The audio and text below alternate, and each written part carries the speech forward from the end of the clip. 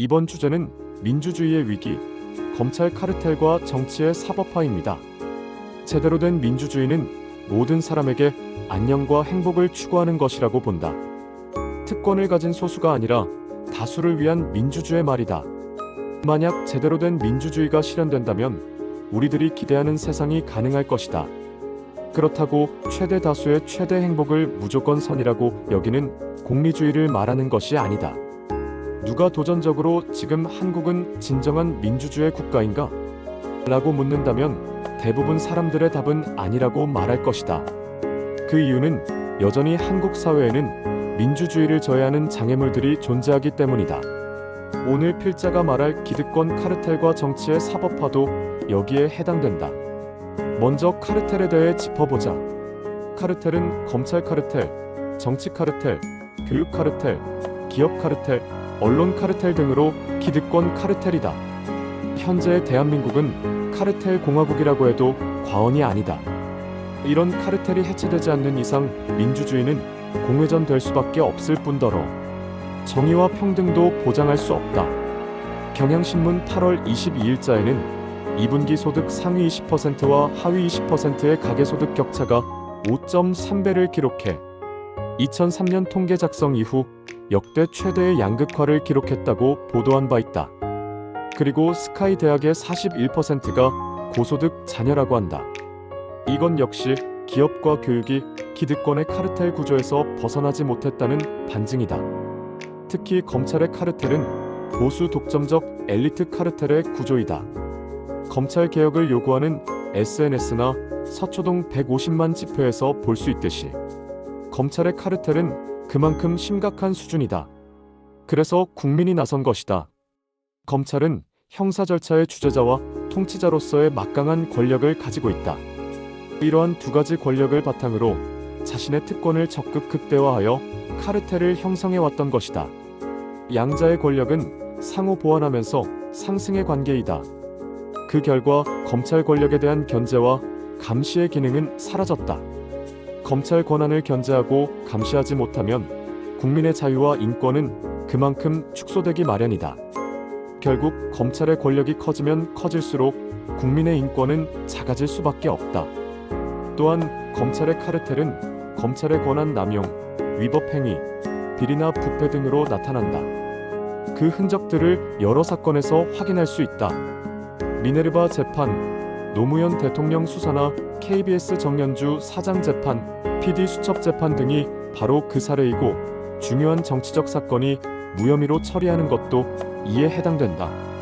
그 밖에 검사가 변호사에게 정기적으로 돈을 제공받은 경우 뇌물을 수수한 떡값 검사, 스폰서에게서 뇌물과 성매매까지 제공받은 스폰서, 검사 등도 좋은 예다.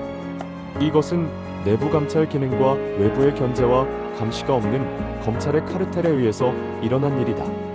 이러한 막강한 권력으로 한국 사회를 장악한 것이다. 결국 검찰은 정치검찰이 되었다. 전 세계에서 우리나라 검찰만큼 막강한 검찰은 없다. 정치검찰이 무엇인가? 정치검찰은 철저히 정치적인 고려 때문에 각본대로 조사하고 기소한다. 피의자의 주장과 무관하게 정치적 입장에서 수사 개시 여부도 판단한다. 표적 수사, 정치 보복 수사, 수사 과정에서 피의사실 공표, 불법적인 증거 수집, 편파 수사, 꿰맞추기 수사, 회유와 협박을 통하여 사건 조작을 하고 공소권을 남용한다. 또한 재판 과정에서 불법 진술을 합법으로 둔갑한다. 그리고 보복 기소, 상소 남발 등 열거하면 한정이 없다. 그만큼 한국 검찰의 권력 남용이 한계에 도달한 것이다. 이제 진정한 민주주의를 위해 검찰 카르텔을 해체하는 것이 답이다. 또한 민주주의의 장애 요소로 정치의 사법화를 들 수 있다. 정치의 사법화라는 의미는 정치에서 해결해야 할 문제를 사법부로 가져가서 사법부의 최종 결정을 요청하는 것을 말한다. 이러한 정치의 사법화는 민주주의의 권력과 정당성을 정면으로 뒤흔든다. 정치의 사법화 현상이 일상화되는 사회에서 가장 강력한 권력은 국민이 위탁한 권력이 아니다. 법 집행이라는 이름으로 정치적 현안을 판단하고 최종적으로 결정하는 검찰과 법원 등 사법 당국들의 권력이다. 다시 말해 사법 당국자들의 권력이 주권자인 국민의 권력보다 훨씬 중요해진다.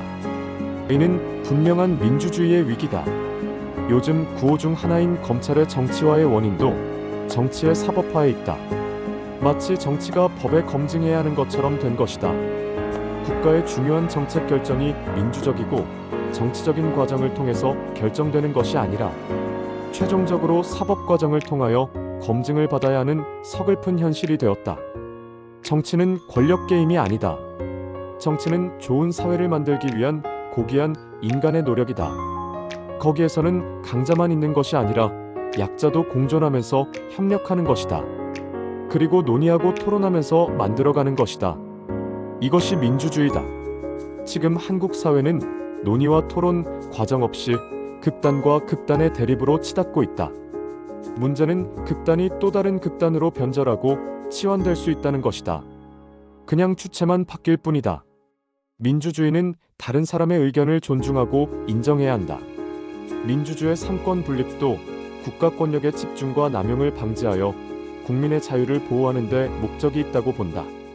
이런 의미에서 모든 것을 법으로 규정하는 정치의 사법화는 권력의 집중화이고 건전한 논의 과정을 무시하는 민주주의의 독이라고 볼 수밖에 없다.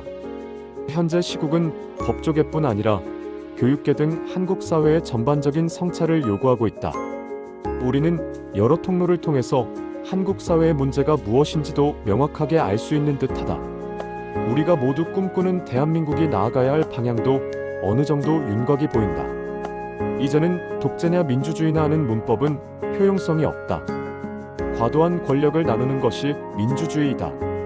결론적으로 기득권 검찰 카르텔을 해체하고 정치의 사법화를 지향하는 것이 진정한 민주주의를 앞당기기 위한 길이라고 생각한다. 이상 뜨르TV 뜨르의 세상 읽기 해유민문학연구소 블로그에서 제공하였습니다. 감사합니다.